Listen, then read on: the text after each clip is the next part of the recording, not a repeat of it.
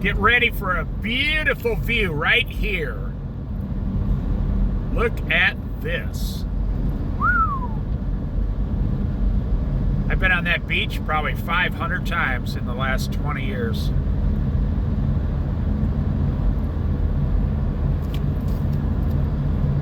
Well, maybe not that many.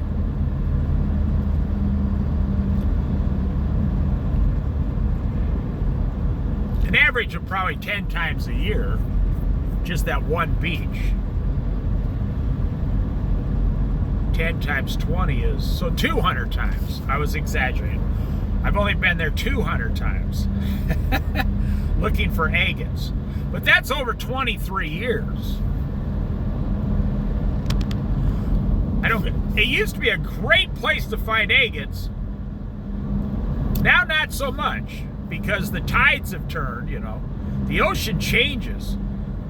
One thing I found over 20 years of living here, 23 years, is how the ocean shifts over a whole decade. It is fascinating to watch.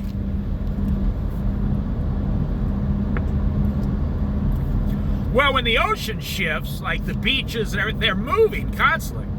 All the rocks are moving too. I mean, the same rocks I would find there, I might have to go 3 or 4 miles north to Strawberry Hill to start finding those kind of rocks again. Because they get washed. The beach gets churned up during the winter, and they get washed out to the ocean again. And depending on the currents that year, they move back and forth. Now, not to sound gross, but if you have a dead body, some guy died on that beach and was washed out, you might find that guy 20 or 30 miles north or south, depending on which way the water's moving. Same thing with a whale. A whale might have died 30 miles out in the sea, and it somehow floats all the way like 100 miles away onto a beach on the Oregon coast. So you're trying to find a little agate, a piece of jasper to put in your rock tumbler, maybe a piece of, if you're lucky, petrified wood. There's not that much of that around here, but you can find it up north.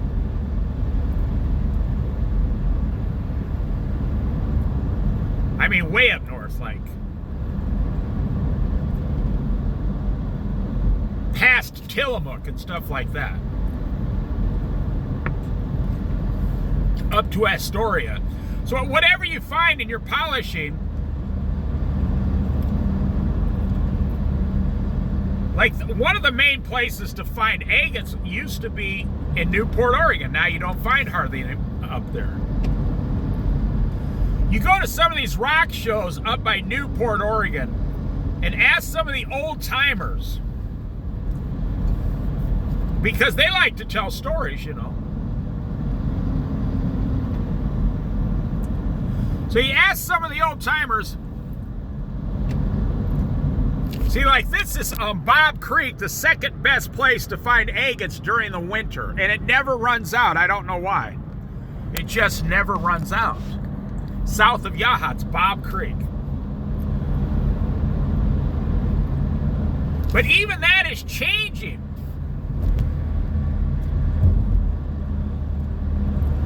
I personally think God hides some of his agates if he wants to. And I can prove that out of the Bible. You know, you can't say God is in charge of the land but not in charge of the sea. Okay? You might think I'm a wacko, but you know, in the Bible, you're supposed to let that piece of ground rest every 7 years. I don't know if you know that. I grew up on farms in Iowa, so they would have like they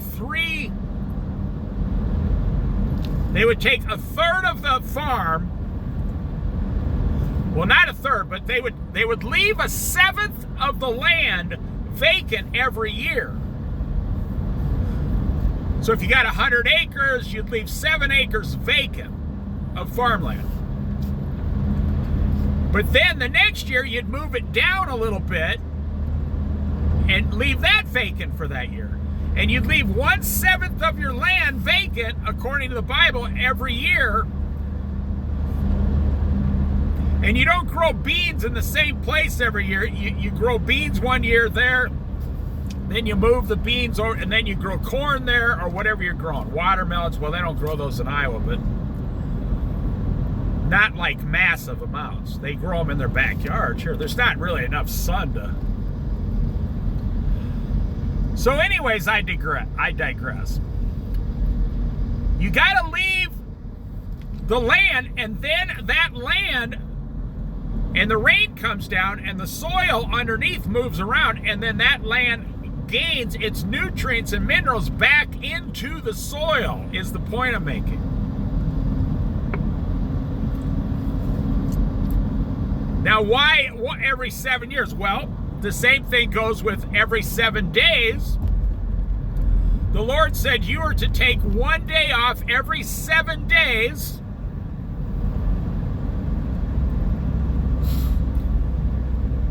and rest from your work, because the Lord God, the creator of heaven and earth, rested on the 7th day.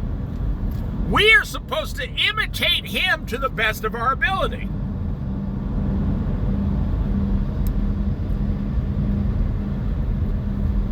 Okay, well, the same thing goes with the ocean. I believe that God lets the beaches and the land on the beaches and the ocean and the water rest in certain spots every 7 years, in my opinion. I've seen it with my own eyes. I will look for agates for 6 years, for example, and they seem to get less and less and less every year. It's like the land or the water or the beach is getting ready to rest. I know if you don't follow the Bible, you don't understand this, but you don't have to follow the Bible. Just ask any farmer or a master gardener. He will leave a piece of his ground vacant every 7 years, see?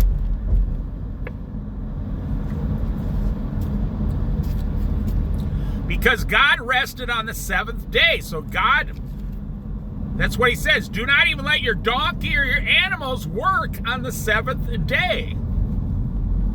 Because God is not greedy and God is not in a hurry to make money. See, God doesn't wake up saying, I need to double my financial portfolio today. But man, and also God does not wake up and say, I need to get ahead of everybody else today. But man wakes up and says, I need to double my portfolio in the next 3 or 4 years. And that's where greed comes in. But do you know that God will double? If you follow God's rules, he will most likely double everything you touch every 7 years. So let's say you saved, let's say you were a poor farmer a couple hundred years ago, and you saved $1,000 in 6 years, and then on the 7th year you let the land sit, and you had all the backup grain and food you needed. Okay. Well, then you just do the process all over again. And 7 years later, now you have $2,000. Well, 200 years ago, $2,000 is a lot of money. The same thing today. So in 7 years, but it's actually 6 working years, but 7 years you want to,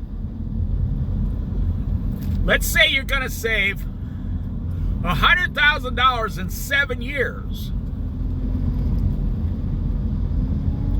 See, God, I'm going to tell you something. God does not depend on interest rates in order to bless you. God does not say, I will increase you depending upon the interest rates you're receiving down at the bank or the interest you're getting at the stock market. God doesn't involve in that, himself in that, no. God says, I will increase you according to your obedience and discipline towards me. So you save $100,000 in 7 years. You don't need to invest that money. You can keep it in a bank, FDIC insured 100% at a low 1% interest. It's fine. You're not depending on interest rates to increase you. You're depending on the hand of God, the creator of heaven and earth, the one who created you, formed you, molded you, shaped you, and is blessing you, his child, as you follow him through Jesus Christ, the Lord and Savior, the Son of God.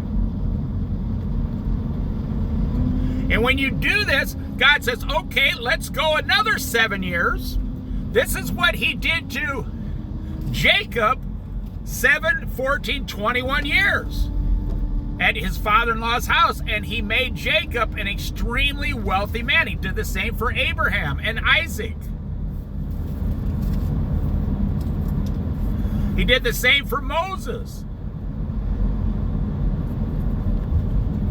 You know, God, you might say, well, I'm not Moses. I'm not Abraham, Isaac, and Jacob. You know, God loves you just as much as any of his other children throughout all of history. And if you don't believe that God will bless his children, consider this. God blesses even those who hate him. God will bless the haters with food, water, air, shelter, clothing, a job, giving them a chance to eventually follow him. Most of them won't do it, but as far as God is concerned, you know, if you see your enemy struggling and hating you, you think, I need to destroy my enemy. That's what, you know, that's what when wars start. But that's not how God thinks. God thinks, I need to bless my enemy.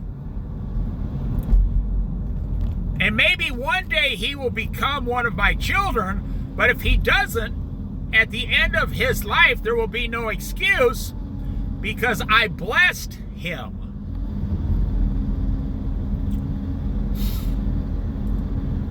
That's why you can never blame God. So then you go another 7 years. You just repeat the plan 7 more years. You don't need to invest in anything, a house, nothing. You don't need to. Your financial portfolio should never, ever depend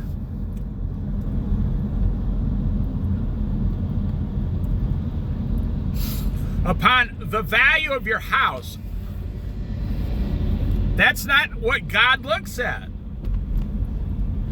And if it didn't depend on the value of your house, you would own about half the house you own now and it would be paid off. Because you would not see a house as an investment. You would see it as a place to live and raise your family for 30 years. And to retire in and then give the house to your children or grandchildren. To live in for free. Like they did the Israelites in the Old Testament. Most of them lived in tents or caves, but even today they don't. Even when I was a child, you wouldn't give away your house. Americans have become the greediest people on the planet. As soon as our house is paid off, we start seeing dollar signs. Look at that. 7, 8 cars waiting to get coffee. Where's that tell you what Americans' hearts are? But Americans are buying coffee because they're no longer going to McDonald's for breakfast. They're no longer spending their money like they used to. Well, anyways, so then after 14 years, now you have $200,000 saved. But the stock market says, oh, if you put that $200,000 in the stock market for 7 more years, you'll have $400,000. But God says, don't worry about it. If you just repeat the plan for 7 more years, 21 years, then you'll have $300,000. But the stock market tells you, yeah, but you could have had 400,000. You're missing out. But if you're living according to God's plan, and I've seen this done with Christian farmers. The greatest example I can give you, I see it done. I used to live next to an Amish community for 4 years in Iowa, yes. I see those Amish people every week, several times a week, prospering. And they never invested in the stock market, nothing. And they were all millionaires in land and property and horses and equipment. And they never even owned back then, some of them do today. Back then, they never owned a car, a telephone, nothing. They never went to a doctor. They never paid health insurance. They never paid anything. They never relied on Social Security. Nothing. And yet they all ended up better than all of the rest of us on the worldly system. You see, an Amish man is kind of like a Native American Indian 150 years ago. When you turned into an old man, you would say, okay, I got 2 or 3 horses, I got my dwelling place, I have plenty of food every year, I'm very happy, I can play with my children and my grandchildren. I'm content. I don't need it. I'm not trying to build more money in my retirement. And that's what the Bible says, allowing a man to enjoy the fruits of his labor in the last years of his life.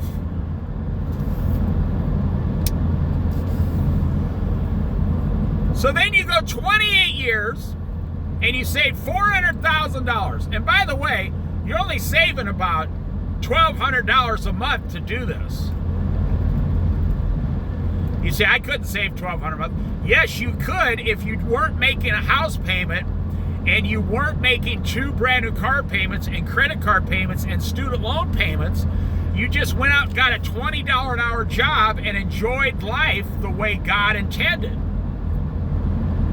If you relied on God,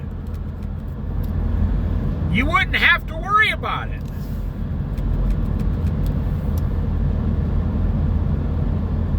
But you're not relying on God. You're relying on this world's system. And that's where we get stupid things like cryptocurrency or day trading. I invested $8,000 and by 4 o'clock this afternoon, I want $12,000. I want $4,000 profit in a few hours for doing nothing. 99% of people fail at that, and 1%, and I call it luck because that's what it is, they think they're skilled. They're not skilled. 1% succeed. I had a friend ask me if he should do day trading. I said, oh, no freaking way. Stay away from that. He lost $20,000 doing that before it woke him up. He said, why shouldn't I do it? I said, you have people at the stock market. He's like, right. And they went to Yale and Harvard for finance, right? And they average 10 to 12% a year over 30 years, right? They are the experts and they only get 12% if they're lucky, right? So you, who have no knowledge of what they know, you think you're going to get 70%. Yeah, but there was this guy on the internet who told me. But here's the thing. Here's how God's system works. You don't have to have all that money.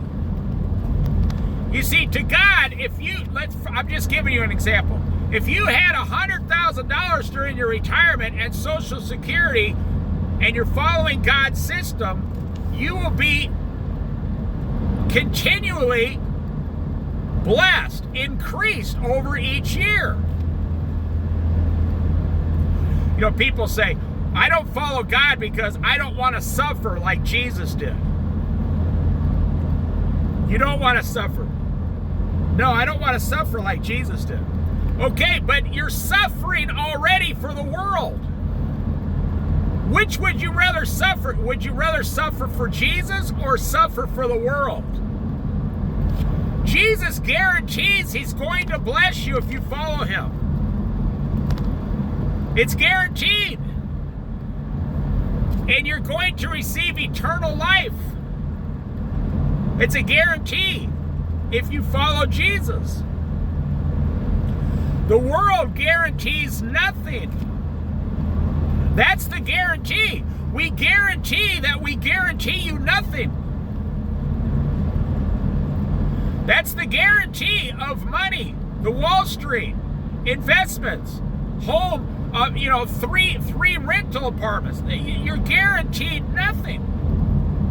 They will guarantee you, they guarantee you nothing. Think about it. So, every 7 years, a farmer following God will let that 1/7 of his land rest if he's a wise man of God.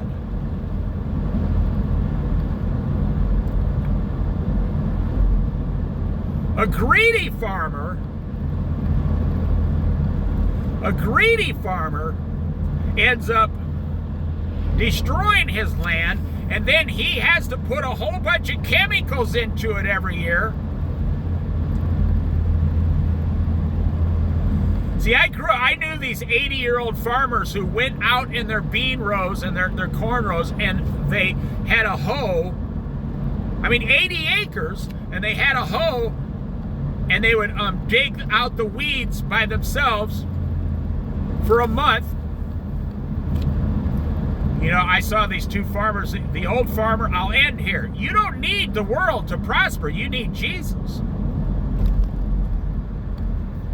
Jesus might have you retire 30 years, long life, 60 to 90 years old, and you just have everything you need. Well, these two farmers I saw one day, the old farmer says, the young farmer says, why don't you stop doing all that work and spray for the weeds, and spray and put the genetic modified corn seeds or the bean seeds in your field. And the farmer says, well, I like doing the work and I got plenty provided to me. And the guy says, yeah, but with these genetically modified, you can get like 18% more profit. And I sat the old farmer, he was 82 years old. I worked for him a couple times. 82 years old, he said, but I don't need more. I have way more than I have now. My land's been paid off for 50 years and I live here. I have more than I'll ever need. And the young farmer said, oh God, no. Like this 40, I call him young, he was like 45. Yeah, but you could get a big combine and all. He said, I don't need a combine. And he pointed at me. He said, I just hire young kids to do all the work and throw it on the tractor. And when all was done and said, this young farmer was only getting about 10% more than the old farmer. But the young farmer was spending his 10%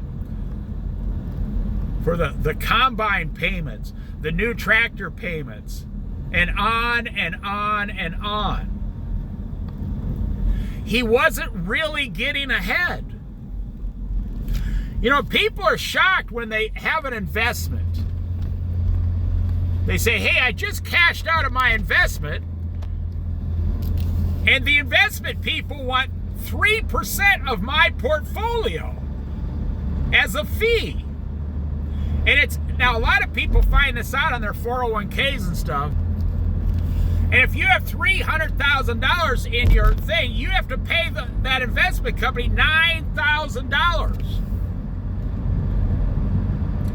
And people are shocked. You just lost $9,000. And I say, did you think those people were working for free? You think they were taking care of your investments at your job for free? And they say, well, I thought my company was paying for all that. You thought the company you worked for was doing all this for free?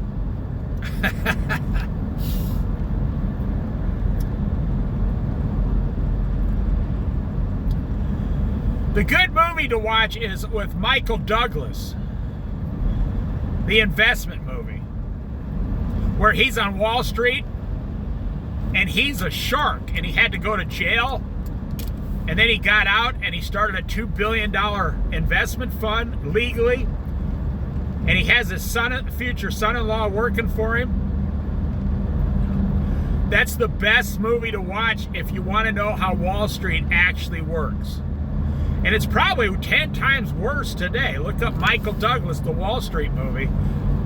There's 2 of them. He had a remake too, so watch the first one and the second one, and you might want to pull all your investments out of Wall Street and put it in the bank, FDIC insured.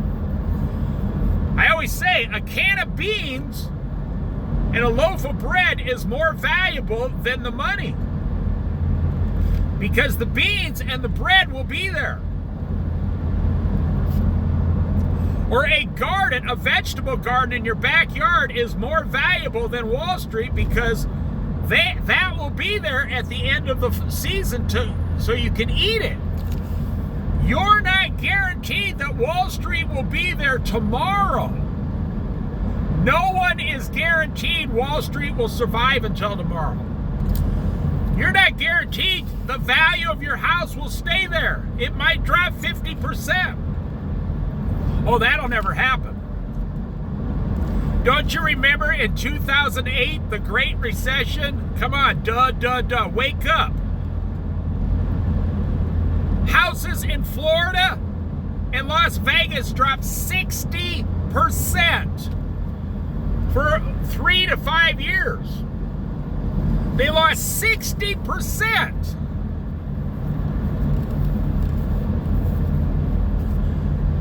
And then the people who had money went and bought them all.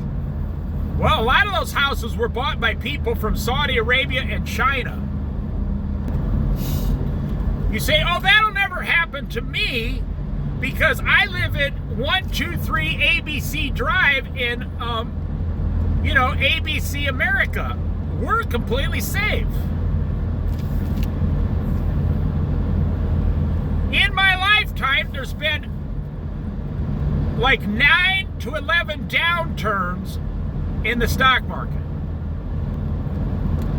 There's been, in 63 years, there's been 4 to 5 recessions, and there's been 2 great recessions, and there's been 3 times in my lifetime that if the government did not step in and print $1 trillion, we would have seen a worldwide financial collapse.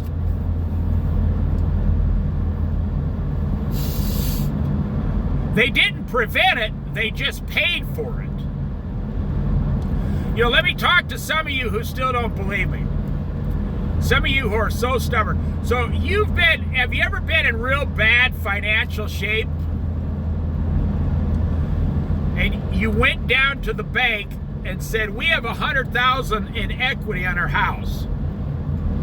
And the bank smiled. Oh, we love you. Come here, have a cookie and with a real bad bank coffee with sugar packets.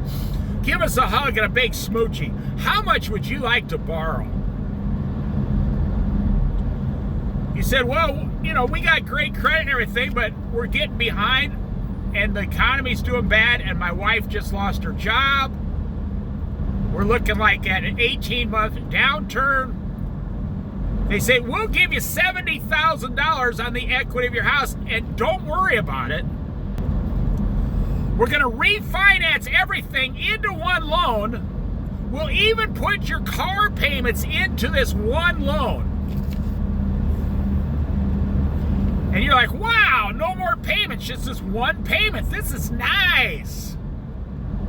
And your payment's only going to go up about $600 a month, but everything's wrapped in, so don't worry about it. So what you basically did was you took the 4 years you have left on your car loan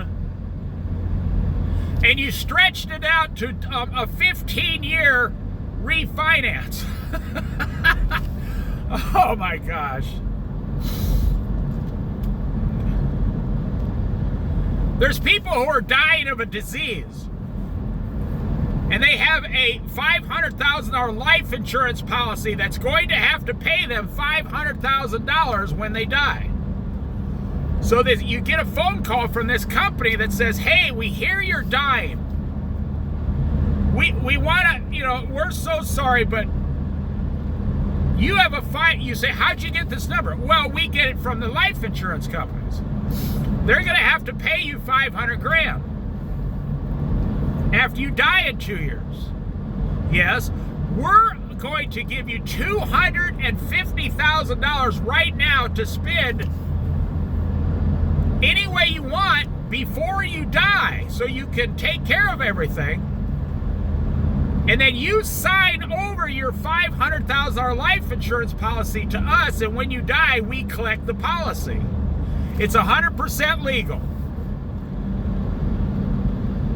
And that's how they double their money every 3 to 4 years, because these people die. And then the insurance company sends them the $500,000 check, and all they did was give you $250,000. These are people who have hundreds of millions of dollars in the bank.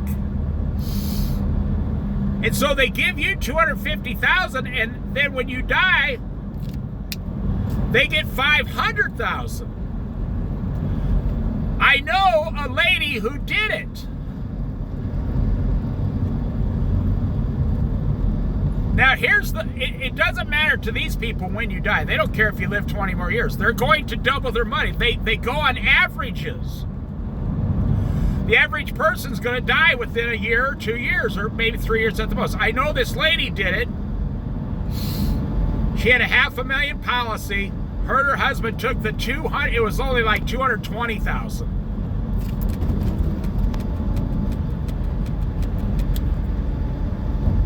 You see that crazy person pull right in front of me? I'm doing 50 miles an hour. Wow.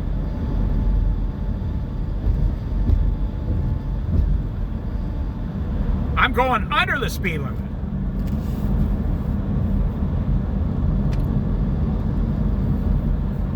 And the good news is this lady is still alive. She's lived for 15 years so far. She was supposed to die 13 years ago, and she's still alive. So it worked out for her. Her and her husband used the money responsibly, and they've had a great life. Well, now she's in her 70s, so she could just die of natural causes. But when she dies, her husband or her children don't get the life insurance policy. The company that bought it from her gets it. And then you say, well, they had to wait 15 years. That's okay. They play the averages. The average person dies within 24 months. They double their money every 24 to 36 months. They double their money. You say, well, how do I get into that game? Well, you got to have hundreds of millions of dollars to invest. You got to have like Jeff Bezos, Donald Trump money, Mark Zuckerberg money.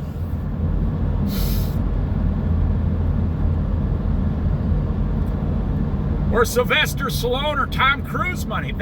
You wonder how these people, they went to Hollywood, they made like $100 million on movies, but they're worth $600 million. How did they do that? Because they get their money and they invest it into a lot of, what we would consider shady things, but it's all legal. It's 100% legal. And every 5 years, they got $100 million invested in us, or houses. Well, think. So let's say Tom Cruise, for example, or even Tom Hanks. It doesn't matter. Let's just pick anyone named Tom. All the Tom Jones is another one. They got $100 million in real estate 10 years ago. All real estate has doubled in 10 years, so now they didn't do anything. They got $200 million. They made $100 million in 10 years just sitting on the real estate.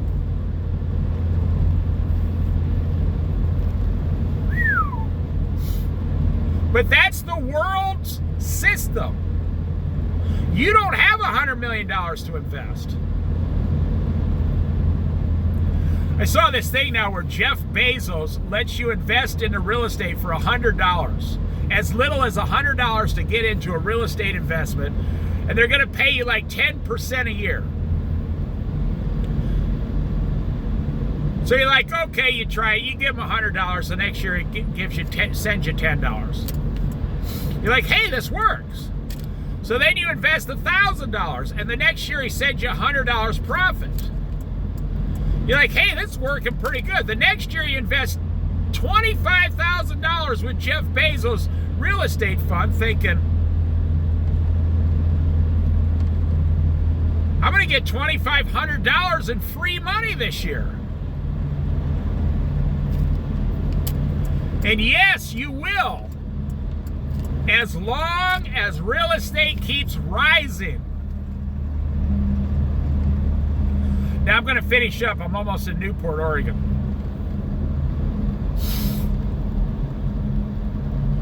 I'll put this in my money playlist when I talk about money things. But if you follow the biblical system, the Holy Bible, God's system in the Bible, the greatest book ever given to mankind. Now, I didn't say written, given. The book was inspired, given by the Word of God. It's not called the Word of man, it's called the Word of God. You don't need $100 million to retire and be happy and play with your grandchildren. You don't need $100 million to call your children on the phone and say, hey, how's life going over there? And they're going to go, man, it sucks totally. I got to go to work. I don't have breakfast. I didn't get no sleep last night. We stayed up and watched 5 movies. And you're over there retired following God's system going, well, I'm going to go ahead and go walk in the park this morning. And you kind of rub it into your kids. You see that motorhome that just went by? Believe it or not, that thing's over 25 years old. That's one of those old, big 34-foot Class A with all mahogany wood and just beautiful hardwood on the inside. That thing 25 years ago cost about $150,000. And you can pick one of those up today for $25,000 because nobody wants them. And with only 50,000 miles on it. But they only get 8 miles to the gallon. That's why nobody wants them.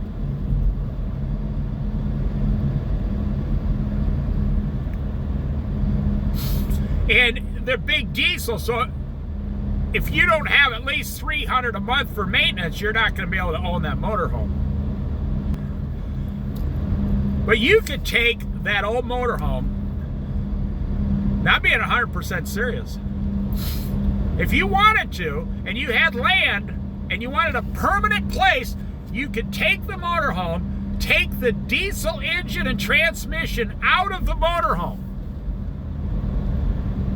and seal them up, and you could sell the diesel engine and transmission for about $15,000 to $20,000 to someone, cash, which would give you back the money you paid for the motorhome, and then you take the tires off and you put the motorhome up on blocks on, say, 2 acres somewhere, And you got all the pipe hookups, the propane hookups. You can put solar on the top.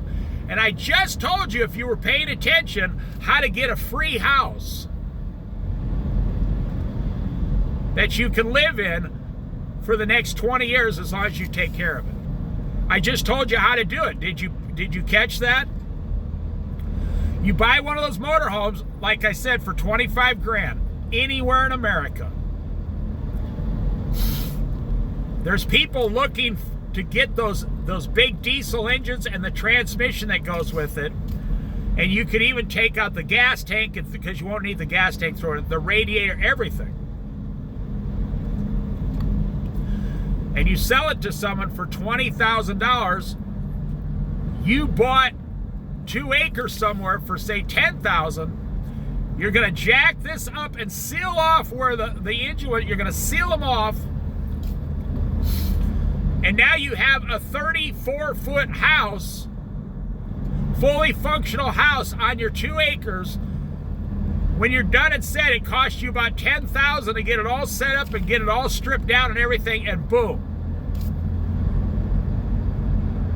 Plus the price of what you paid for the 2 acres, probably another $10,000.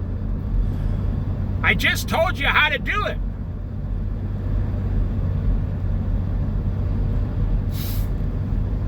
I'm going to end up here. We're also wrapped up into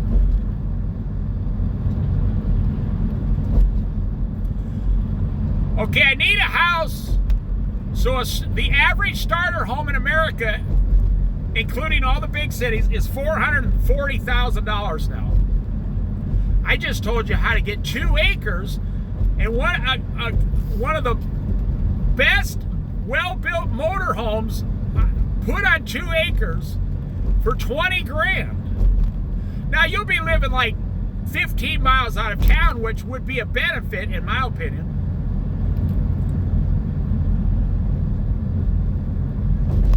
You won't have to put up with all the bull crap in town every day. And then you do that, you only have to work till like 55. You follow God's plan. You got a garden in your backyard. You can have chickens and sell eggs to all your neighbors for make a $2,000 or $3,000 a year and retire. You can have a little pickup and a trailer, go around and sell wood to people. There's so many things you could do.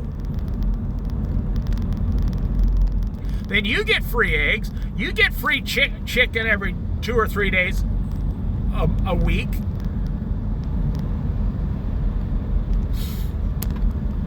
How do I know these things? Because I grew up that way.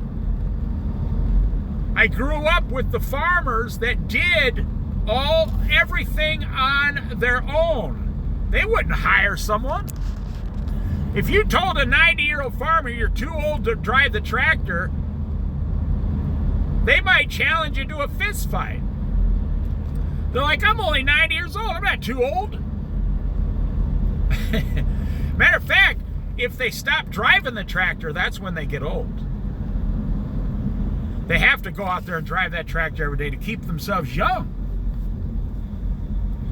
And then I see young people today, 26 years old, going, I can't work at Subway.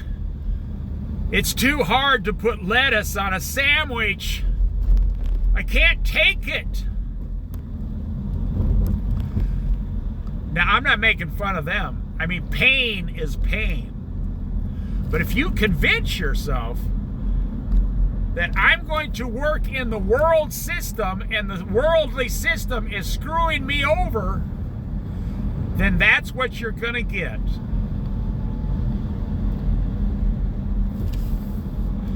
You know, I've seen some real bad tragedies in this world. Well, in America, I've seen some real bad tragedies. I've seen people work 40 years. This was back when nobody knew any better, and put all their money into the company stock. Not the stock market, no, into the company stock. So if the stock in that company goes bankrupt, guess what? They lose everything they have permanently. Because they put all their eggs in one basket because they were told for 40 years they should trust their company. And they just worked for their company for 40 years and they're being told trust the company, right? I saw it happen with Sears and Roebuck. I saw it happen with Kmart. I saw it happen with a place called Shopko. I saw it happen with a place called Food for Less. But then Food for Less came back. I saw it happen with all these corporations. If you put all your money into one stock, the stock market didn't crash, but that company went bankrupt and all your money was invested into that company, and they don't have to give you any of your money back that you saved in that JCPenney's. They never had a thing called 401ks back then. They had called, a pension plan from the company. In fact, when you got your money, they even convinced you, this was so sad, don't take all your money out because you'll have to pay taxes on it. We'll send you an amount every year or every month. We'll hold on to your money, and some of it will continue to keep growing. So let's say I knew a person that invested in JCPenney's. They had a $150,000 pension plus Social Security. But back then, Social Security for them was like $650 a month. I'm not making this up. Today, Social Security is paying more than it ever has. Back then, it was $650 a month. This woman, she had $150,000 into JCPenney stock options. Not stock, it was pension plan. She said, well, I'll just let them send me over 20 years like $7,500 a year. So she got $650 for Social Security, and then she got like $650 for pension plan. Well, guess what? JCPenney's went bankrupt and she lost everything on the company pension.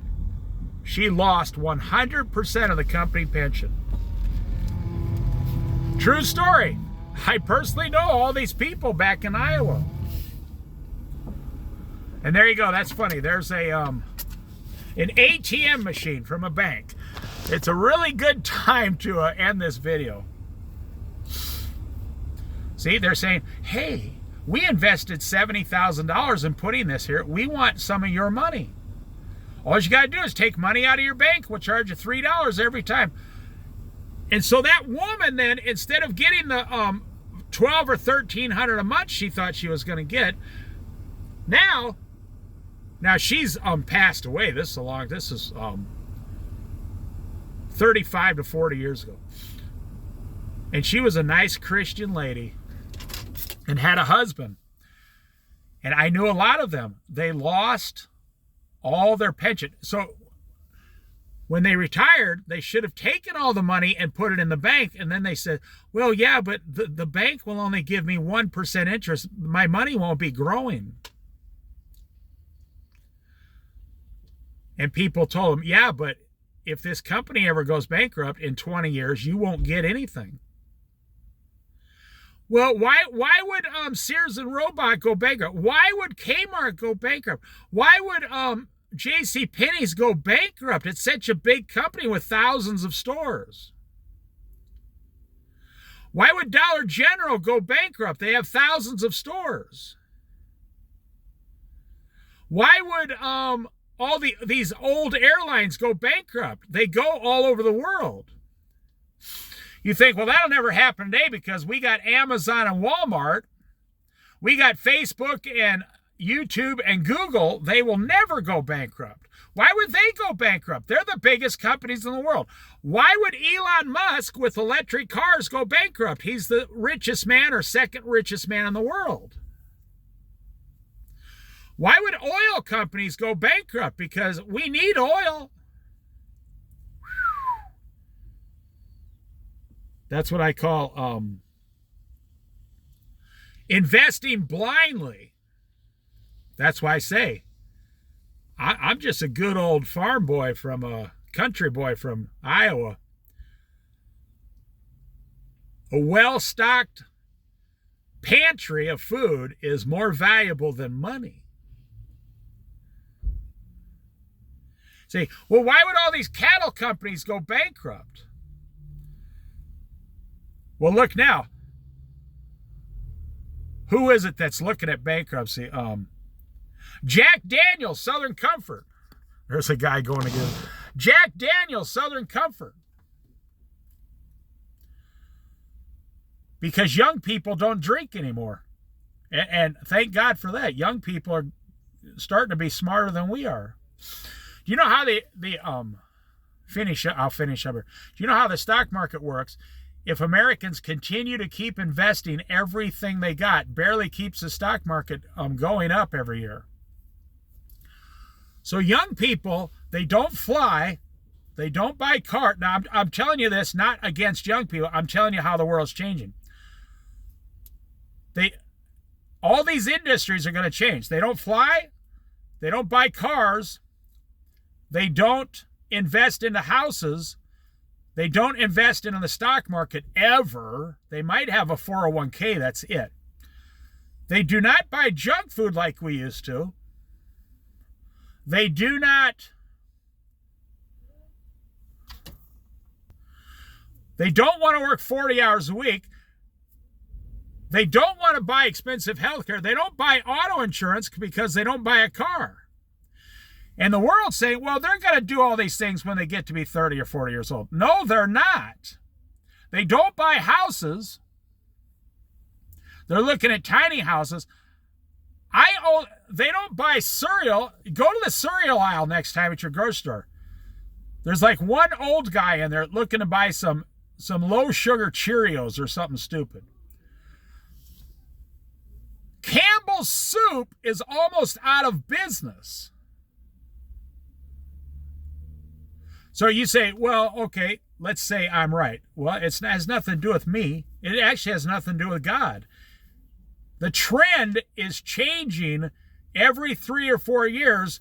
Major corporations are going out of money, are going bankrupt, out of business. Major corporations. You think what's going to happen in the next 12 years in America? Well, let's say 15 years to 2040. Almost, let's say you're 15 years. Let's say you're 50 years old and you're looking to retire in 15 years at 65. Everything you're invested into right now today in 2025 will be looking at almost going out of business by 2040. So do you think you should keep all your hard-earned life savings in the same things today for the next 15 years without getting involved in changing any of your lifestyle? Because every single one, I had a friend tell me the other day, brick and mortar stores are almost gone, like Fred Meyer here, Safeway, Kroger, Albertsons, all the stores. Waco Foods, everything. Jeff Bezos just invests like $25 billion so people can't walk into stores anymore. They want you to order online, sit in the parking lot so they can bring the food out to you. That's what they want to do. They want to bring the food to you. They don't want you walking in the store anymore. That's how they're going to make a lot of profit in the next 10 years, unless they sell clothes and stuff, but that doesn't matter either. They'll just tell you to order the clothes online and bring it out to your car. And then eventually they'll say, we'll just bring it to your house sometime within the next 24 hours. But you're invested, you're still invested into these places that are going to be closing half. They're talking about delivering with drones now. Jeff Bezos says he wants 100 or 10 million drones in the air within 5 years delivering everybody's food in America. And he is one of the top 3 richest people in the world. And whether you like him or not, it doesn't matter. Do you ever notice like people like Jeff Bezos and Mark Zuckerberg, they're never threatened by Donald Trump? They are worth $300 and $400 billion. Donald Trump is worth $3, $4, or $10 billion. And they are worth 100 times more than him. They're never worried about him. They'll just give him $1 billion to make him happy. They'll just keep making billions and billions of dollars a year. But I did not make this video for them because somebody else will be in their place in 20 years. I made this video for low class earning Americans, people who earn less than $40,000 a year, and I made this for some middle class people. And I told you, you follow God's plan, the world will never be able to touch you. You keep following the world's plan, it'll string you along. I've seen it. I have no money in stocks and bonds. I have no money invested anywhere. Whatever savings I have is 100% FDIC insured in a bank. I have rice and beans at my house. I have water at my house. The whole system could collapse and I would go out and start growing potatoes and onions out of 5-gallon buckets tomorrow. But the average person tomorrow, I said this to one of my friends just 2 days ago. I said, I notice you go to the store every single day. He's like, well, yeah, I'm getting my food. I said, what if all this collapsed? Where would you get food? He looked at me and without blinking said, well, then I would die. Because I'd have no way to get food. I would die. And I said, you're okay with that? He says, I'm an average American. He said, I wouldn't be the only one dying. He said, everyone would be dying if they couldn't get food. And no one... He said, you can't grow food. And he said, nobody knows how to grow food. I'll end right here. There's a statement in the Bible. A man, and I'll add, or a woman, a man or a woman is slave to whatever has mastered them. Whatever is your daily master, whatever is your daily master, you are the slave to it. Whether it's the grocery store, the drive-through, your job, the education system, debt, all the debt you're in, the taxes, the housing. I don't pay property tax. I've never once paid property tax. I've lived in an apartment since I got married. I've never paid property tax. I live in an apartment. You say, well, your landlord charges you. My rent has always been 50% of what a house payment is. I live in real small one-bedroom apartments. I don't give Wall Street money hoping that they make me some money. Let me say again, I do not give Wall Street money hoping they make me some money. Wall Street takes your money to make themselves money. Don't be so naive. Now, I made this video out of love. It may help a few people, but most people will just keep going on and on like they do.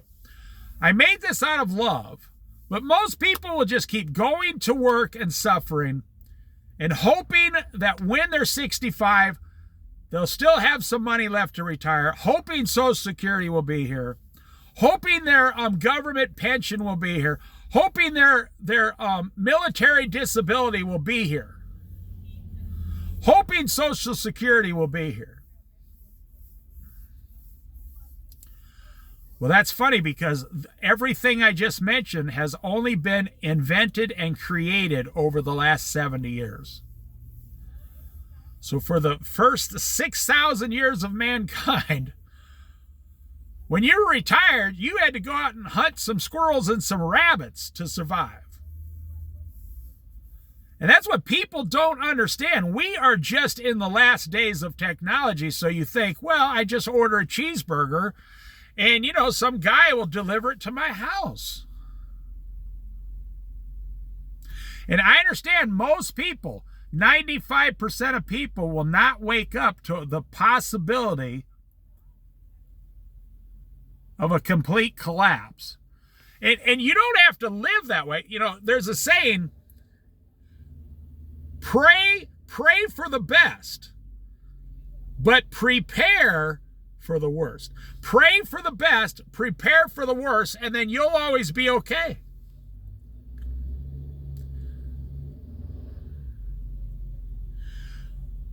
But whatever happens to you on this earth will be nothing compared to if you don't follow Jesus and you don't go to heaven.